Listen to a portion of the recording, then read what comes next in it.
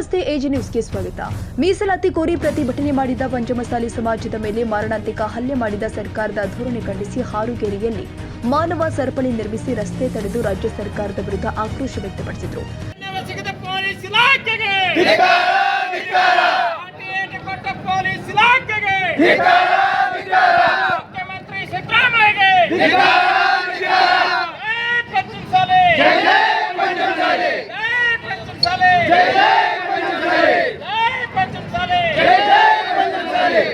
ಬೆಳಗಾವಿಯಲ್ಲಿ ಜರುಗುತ್ತಿರುವ ಚಳಿಗಾಲದ ಅಧಿವೇಶನದಲ್ಲಿ ಪಂಚಮಸಾಲಿ ಸಮಾಜದವರ ಮೇಲೆ ಮಾರಣಾಂತಿಕ ಲಾಠಿ ಚಾರ್ಜ್ ಮಾಡಿದ್ದನ್ನು ಖಂಡಿಸಿ ಹಾರುಗೇರಿ ಕ್ರಾಸಿನ ಬಸವೇಶ್ವರ ವೃತ್ತದಲ್ಲಿ 1 ಗಂಟೆ ಕಾಲ ಜತ್ತ ಜಾಂಬೂಟಿ ಹಾಗೂ ಮೀರಜ ಜಮಖಂಡಿ ರಸ್ತೆಗೆ ಮಾನವ ಸರಪಳಿ ನಿರ್ಮಿಸಿ ರಸ್ತೆ ತಡೆದು ಪ್ರತಿಭಟನೆ ಮಾಡಿದರು.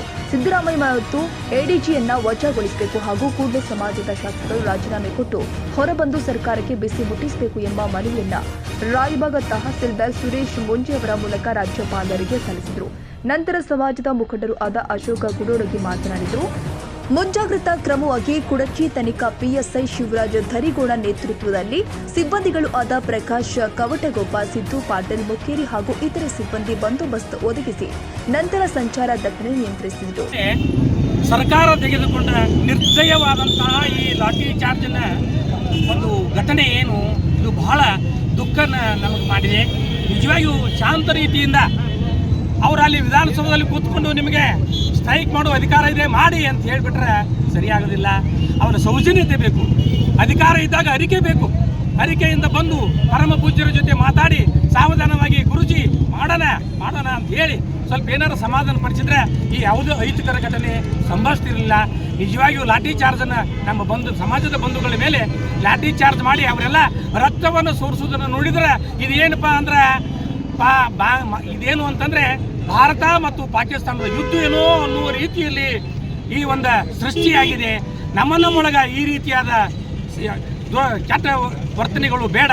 ಒಳ್ಳೆಯ ವರ್ತನೆಯಿಂದ ನಮ್ಮ ಒಂದು ಸಮಾಜಕ್ಕೆ 2A ಮೀಸಲಾತಿಯನ್ನು ಸರ್ಕಾರ ಕೊಡಲಿ ಅಂತ ಪ್ರಯತ್ನ ಮಾಡೋದನ್ನು ಬಿಟ್ಟು ಕೇಳಲಿಕ್ಕೆ ಬಂದವರಿಗೆ ಇದೇನು ಭಿಕ್ಷು ಸಾಕ ನಾಯಿ ಕರ್ಕೋ ಅಂದಂಗ ಕೇಳಲಿಕ್ಕೆ ಬಂದವ್ರನ್ನ ಹೊಡೆದು ಕಳಿಸ್ತಿರಲ್ಲ.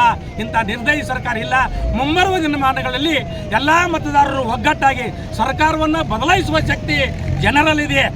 ಆ ದಿವಸ ನಾವೆಲ್ಲರೂ ಹೋರಾಟ ಮಾಡಿ ಮುಂಬರುವ ದಿನ ಸರ್ಕಾರವನ್ನು ಬದಲಾವಣೆ ಮಾಡೋಣ. ಪರಮ ಪೂಜ್ಯರು ಮನಸ್ಸು ಮಾಡಿದರೆ ಸರ್ಕಾರವನ್ನು ಬದಲಾಯಿಸಬಹುದು. ಆದರೂ ಕೂಡ ನೀವು ನಾವುಗಳೆಲ್ಲ ಕೂಡಿ ಹೋರಾಟ ಮಾಡಿ ಜೀವನ ಗಳಿಸೋಣ ಅಂತ ಹೇಳಿ ನನ್ನ ಹೆಸರು ಬಸವರಾಜ್ ಆಜೂರ್ ಅಂತೇಳಿ, ನಿವೃತ್ತ ಪ್ರಿನ್ಸಿಪಾಲ್.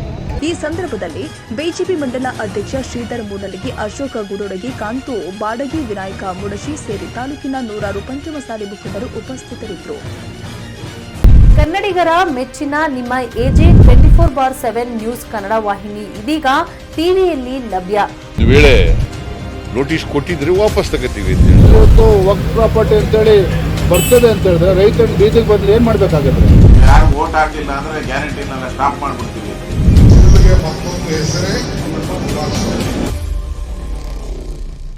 ಕರ್ನಾಟಕ ಮತ್ತು ದೇಶ ವಿದೇಶ 360 ಡಿಗ್ರಿ ಸುದ್ದಿ ಹಾಗೂ ಉತ್ತರ ಕರ್ನಾಟಕ, ಬೆಳಗಾವಿ, ಬಾಗಲಕೋಟೆ, ಧಾರವಾಡ, ಹಾವೇರಿ, ಗದಗ, ಬಿಜಾಪುರ ಜಿಲ್ಲೆಯ ಕ್ಷಣದ ವಿವರವನ್ನ ಪಡೆಯುವುದಕ್ಕೆ ಎಜೆ 24/7 ನ್ಯೂಸ್ ಕನ್ನಡ ವಾಹಿನಿಯನ್ನ ಲೈಕ್ ಮಾಡಿ, ವಿಡಿಯೋಗಳನ್ನ ಶೇರ್ ಮಾಡಿ, ಕಮೆಂಟ್ ಮಾಡುವ ಮೂಲಕ ನಮ್ಮ ವಾಹಿನಿಗೆ ಸಹಕಾರ ನೀಡಿ ಮತ್ತು ಚಾನೆಲ್ ಅನ್ನ ಸಬ್ಸ್ಕ್ರೈಬ್ ಮಾಡಿ. ಧನ್ಯವಾದಗಳು.